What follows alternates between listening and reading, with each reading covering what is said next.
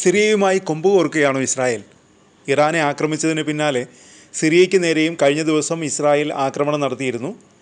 ദമാസ്കസിലെ Syrian സൈനിക ആസ്ഥാനത്തിന് നേരെയായിരുന്നു ആക്രമണം. ബുധനാഴ്ച വൈകുന്നേരമാണ് ആക്രമണം നടത്തിയത്. തെക്കൻ സിറിയയിലെ ദുറൂസി വിഭാഗത്തിന് നേരെ സിറിയൻ സൈന്യം ആക്രമണം നടത്തുന്നു എന്നാരോപിച്ചായിരുന്നു ഇസ്രായേലിൻ്റെ ആക്രമണത്തിൽ സൈനിക ആസ്ഥാനത്ത് വലിയ നാശനഷ്ടങ്ങളുണ്ടായി. 14 വർഷം നീണ്ട ബഷർ അൽ അസദ് ഭരണം അട്ടിമറിച്ചാണ് സിറിയയിലെ വിമതർ ഭരണം പിടിച്ചത്.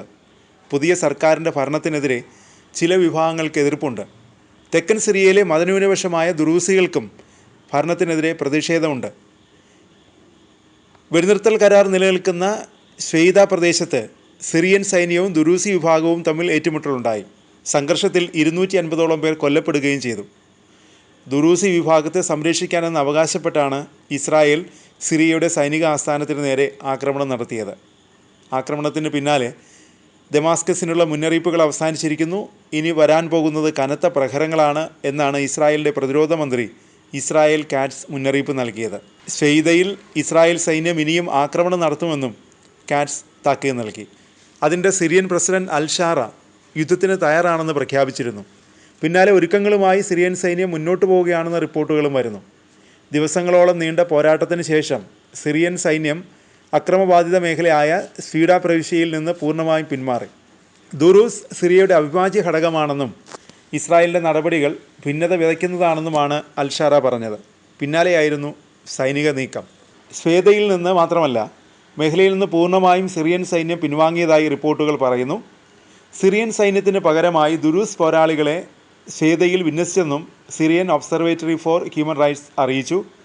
ഷ്വേദയുടെ സുരക്ഷാ ചുമതല മതമേധാവികൾക്കും പ്രാദേശിക സംഘങ്ങൾക്കും കൈമാറുമെന്ന് അൽ-ഷാറ പ്രഖ്യാപിച്ചിരുന്നു. പിന്നാലെയാണ് സൈന്യത്തിൻ്റെ പിന്മാറ്റം. അതേസമയം മധ്യ ദമാസ്കസിൽ ഇസ്രായേൽ നടത്തിയ വ്യോമാക്രമണങ്ങളെ ദുരൂസ് മത നേതാവ് ഷെയ്ഖ് യൂസഫ് ജാർബൗ വിമർശിക്കുകയും ചെയ്തിട്ടുണ്ട്. വെടിനിർത്തൽ വിലയിരുത്താനാണ് ഷ്വേദയിൽ ജൂലൈ 15-ന് സിറിയൻ സൈനികരെ വിന്യസിച്ചത്. ദുരൂസ് പോരാളികളും സുന്നി ബെഡൂയിൻ ഗോത്രങ്ങളും തമ്മിലുള്ള ദിവസങ്ങൾ നീണ്ട ഏറ്റുമുട്ടൽ ജൂൺ 15-നാണ് വെടിനിർത്തലിൽ അവസാനിച്ചത്. സിറിയൻ സൈന്യം സുന്നി ഗോത്രങ്ങളുമായി ചേർന്ന് ദുരൂസിനെ ആക്രമിച്ചെന്നാണ് മാധ്യമങ്ങൾ റിപ്പോർട്ട് ചെയ്യുന്നത്. തുടർന്നാണ് ദുരൂസികളുടെ രക്ഷയ്ക്കെന്ന് പറഞ്ഞ് ദമാസ്കസിലെ പ്രതിരോധ ആസ്ഥാനം ഇസ്രായേൽ ആക്രമിച്ചത്. എന്നാൽ ആക്രമണത്തെ വിമർശിച്ച് ദുരൂസ് മതമേധാവി രംഗത്ത് വന്നത് ഇസ്രായേലിന് വലിയ തിരിച്ചടിയായി. സിറിയയിലെ പ്രശ്നങ്ങളിൽ ഇസ്രായേൽ ഇടപെടേണ്ടതില്ലെന്നും സിറിയയിൽ പരിഹരിക്കുമെന്ന സന്ദേശമാണ് ദുരൂസ് മതനേതാവ് നൽകിയത്. ഒപ്പം സിറിയൻ സൈന്യത്തെ സംഘർഷ മേഖലയിൽ നിന്ന് പിൻവലിക്കുകയും ചെയ്തതോടെ ഇസ്രായേലിന് ഉത്തരം മുട്ടിയിരിക്കുകയാണ്. കഴിഞ്ഞ വർഷം ഡിസംബറിൽ അസദ് ഭരണം അവസാനിപ്പിച്ച് അൽ-ഷാറ അധികാരം ഏറ്റെടുത്തതു മുതൽ നിരവധി ആഭ്യന്തര സംഘർഷങ്ങളാണ് സിറിയയിൽ അരങ്ങേറിയത്. മാത്രമല്ല, ഇസ്രായേലും ആക്രമണം തുടരുകയാണ്. അൽ-ഷാറ അധികാരമേറ്റ ശേഷം സിറിയൻ മേഖലയിലെ ഗോലൻ കുന്നുകളും ഇസ്രായേൽ പിടിച്ചെടുത്തിരുന്നു.